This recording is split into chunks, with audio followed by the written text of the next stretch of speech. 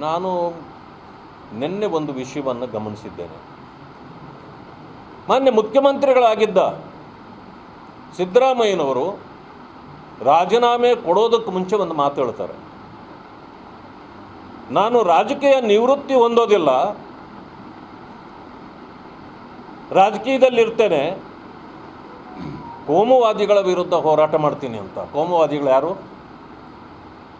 ಕೋಮುವಾದಿಗಳು ನೀವೇ, ಸಿದ್ದರಾಮಯ್ಯನವರೇ ಕೋಮುವಾದಿಗಳು. ಕಾಂಗ್ರೆಸ್ಸೇ ಕೋಮುವಾದಿ ಪಕ್ಷ. ಹೋರಾಟ ಯಾರ ಮೇಲೆ ನಿಮ್ಮದಾಗಾದ್ರೆ?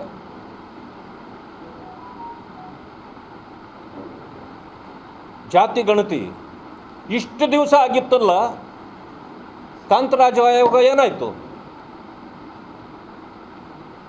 ಜಯಪ್ರಕಾಶ್ ಹೆಗಡೆ ಅವರ ವರದಿ ಏನಾಯಿತು?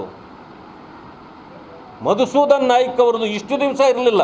ನಿನ್ನೆ ನೀವು ರಿಸೈನ್ ಮಾಡಿ ಅಂತೇಳಿ ಹೇಳಿದ ಮೇಲೆ ತರಾತುರಿಯಲ್ಲಿ ನೀವು ಯಾಕದಕ್ಕೆ ಕೈ ಹಾಕಿದ್ರಿ? ಅದರಿಂದ ಆಗ್ತಕ್ಕಂಥದ್ದೇನು ಅಂದರೆ ಕೋಮುವಾದವನ್ನು ಹೆಚ್ಚು ಮಾಡಬೇಕು, ಜನರ ನೆಮ್ಮದಿಯನ್ನು ಹಾಳು ಮಾಡಬೇಕು, ಇದು ನಿಮ್ಮ ಉದ್ದೇಶವಾಗಿತ್ತ? ಕಾಂತರಾಜ್ ಆಯೋಗ ಬಂದಾಗ ದಲಿತರೇ ನಂಬರ್ 1 ಕರ್ನಾಟಕದಲ್ಲಿ. ಈಗ ಯಾಕೆ ಮುಸ್ಲಿಮರೇ ನಂಬರ್ 1 ಬಂದಿದೆ? ಕಾಂತರಾಜು ಸರಿ ಇರಲಿಲ್ವಾ, ಅಥವಾ ಆವತ್ತು ಮಾಡಿಸಿದ ವರದಿಯ ಮುಖ್ಯಮಂತ್ರಿಗಳು ಸಿದ್ದರಾಮಯ್ಯನವರು ಸರಿ ಇರಲಿಲ್ವಾ?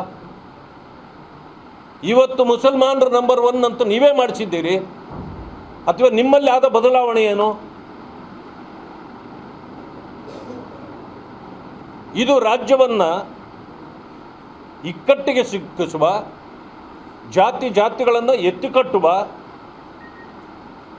ಸಂಘರ್ಷಕ್ಕೆ ಎಡೆಮಾಡಿಕೊಡ್ತಕ್ಕಂಥ ಕೆಲಸವನ್ನು ಮಾನ್ಯ ಮುಖ್ಯಮಂತ್ರಿಗಳಾಗಿದ್ದ ಸಿದ್ದರಾಮಯ್ಯನವರು ಮಾಡಿದ್ದಾರೆ. ಆದ್ದರಿಂದ ಅವರೇ ಕೋಮುವಾದಿಗಳು, ಅವರ ಪಕ್ಷವೇ ಕೋಮುವಾದಿ ಪಕ್ಷ.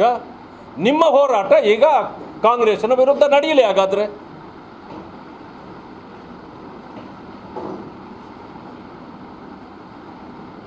ಅದಕ್ಕೆ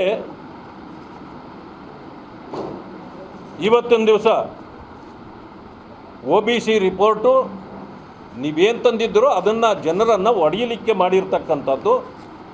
ಒಳ ಮೀಸಲಾತಿಯನ್ನು ಮಾಡಿ 3 ಗುಂಪುಗಳ ಮಾಡಿದ್ರಿ.